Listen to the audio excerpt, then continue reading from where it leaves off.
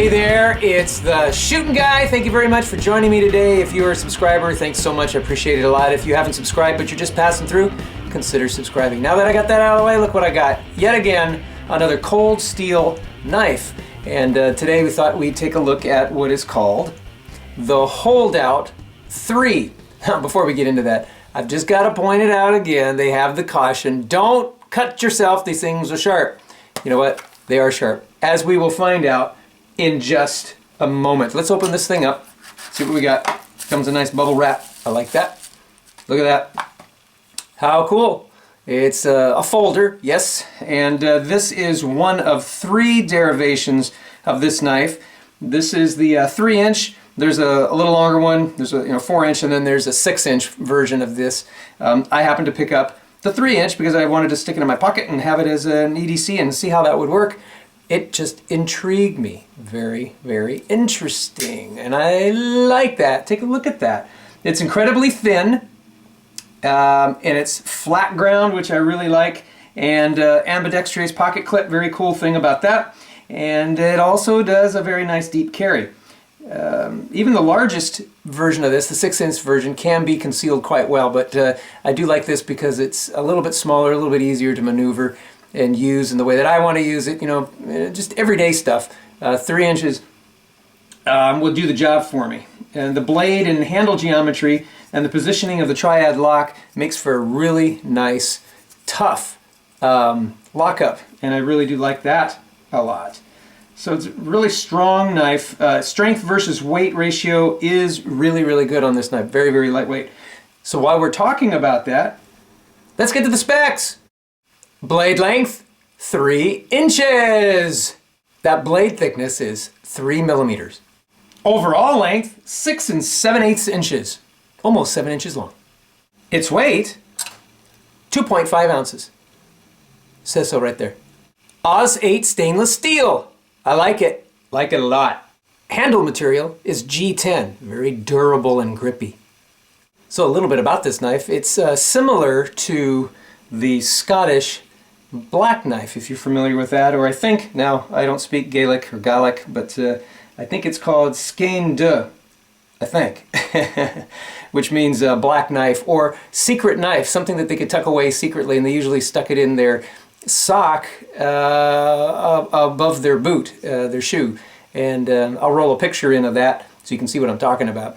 But they're normally fixed blades, and as a matter of fact, Cold Steel has something called the Braveheart, which is a version of the black knife in fixed blade. And then I guess it's been in so much demand that they decided, okay, you know what, we're going to make a folder version of it, which I kind of like too. Now, I think I would like the fixed blade as well. I don't have one handy. I might just get myself one, so stay tuned. I may do a review on that one. But in the meantime, let's get to the pros. Yeah, I've worn it around a little bit, and it does make for a nice EDC, multi-purpose EDC knife. From everything from cutting open packages to, cutting up an apple, just a nice EDC knife, just for about anything you would normally use. Now, you could also use this thing, clearly, as a self-defense if you needed to. The blade isn't quite long enough for super effectivity in a self-defense mode, but it locks up so surely and grips so nicely, and it is a dagger. It could be used in that way if you absolutely had to. It goes right in and cuts quite well. It is sharp, folks. Look at that, and I'm just kind of rolling some more footage of some of the other examples of cutting with this knife. It does very, very well right out of the box. It is very, very sharp. Thank you, Cold Steel, for making a sharp knife. Cardboard? Wow. Need I say more? It is a mid-back lock style, and for Cold Steel, that's their triad lock. It does great. When it is open, and it locks in place. It's not going anywhere. The G10 makes it very tough too, because that material in itself is very, very durable. It is very grippy. Like I said, that G10 has some really aggressive texture, and I like it because I can get my hand on it really, really well. There's a little bit of jimping here, and I'm going to do a cutaway, some close-up so you can see better, but there's some jimping down here for where the forefinger goes in, not up at the top because there's actually grooves cut in there which do pretty well to give you some good traction, but this helps down here too. I like the fact that it's got this cutaway here. You can put your finger this way if you need a little extra reach, and it fits pretty nicely in your palm. It works well for a little bit of extra reach, like I said, if you needed it. Lightweight, yes, very lightweight. We looked at that already. 2.5 ounces is pretty nice, so I consider that a pro. And the thumb stud here, as well as the belt clip or pocket clip, is reversible, so that's nice. The stud is reversible. Don't get it wrong though, and I'm going to roll in a close-up here. It gives the impression that it's adjustable, that you can screw that thing in and out. Well, you can't. What happens is this slotted side is actually a cap, and this side here is the back of it. You hold here, unscrew that, and it's 2 pieces, and then you got to flip it over. So when I first saw it, I thought, oh, that's kind of cool. You can just kind of adjust it, screw it in and out. No, that's not what it is. It's a screw-in kind of a thing. But still, very, very effective. Let's get to the cons. You know, it can be tough to close this thing. I got to squeeze really hard and get that thing to close.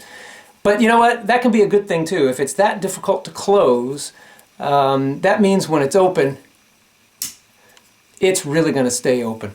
But again, for a fast EDC kind of knife, everyday thing, it would be a little nicer if it had a little more leverage. Because it's mid-design, I think that's probably why it has less leverage and it's harder to close. If it moved back here, probably have a little more luck with that. But I'm not going to complain too much about it. Being tough to close, when you have to use it, can be a good thing. The clip, yeah, I'd say that's not the clip itself, that's not the con. The problem is the texturing on this G10 is so aggressive and that clip fits so tightly. When you try to pull it out of your pocket, the combination of texture and tight make it nearly impossible to pull it out of your pocket quickly. Take a look. A lot of traction. Can't get that thing out.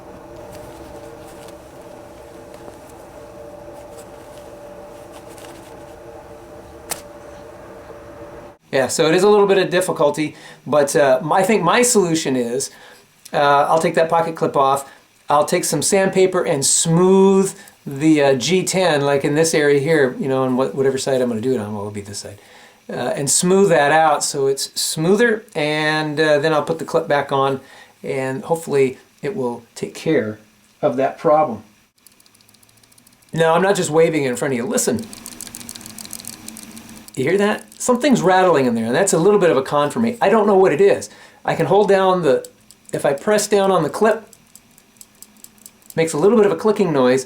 If I hold it and I shake it, it still shakes. It doesn't matter if it's open and I hold down everything, even the screws. Yeah, I don't know if you can hear that. You hear that? I don't know what that is. It could be the piece of nylon in there rattling around. I don't know.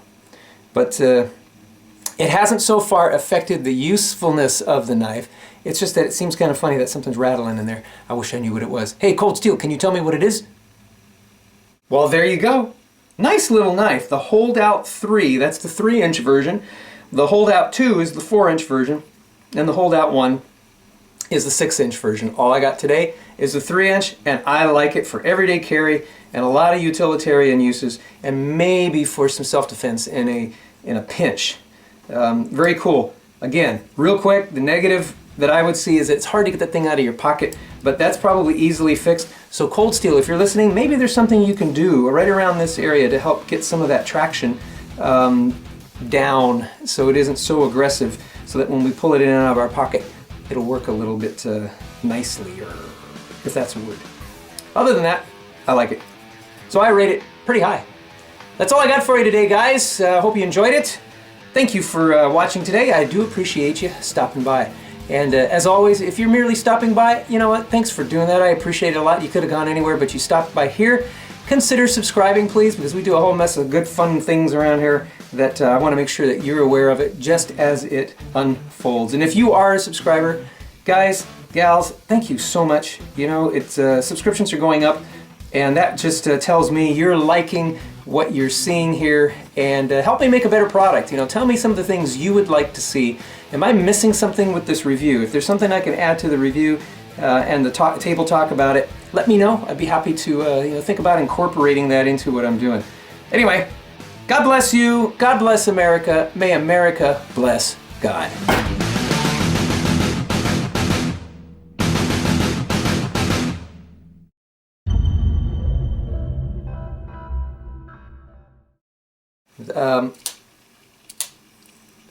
Let's try that again.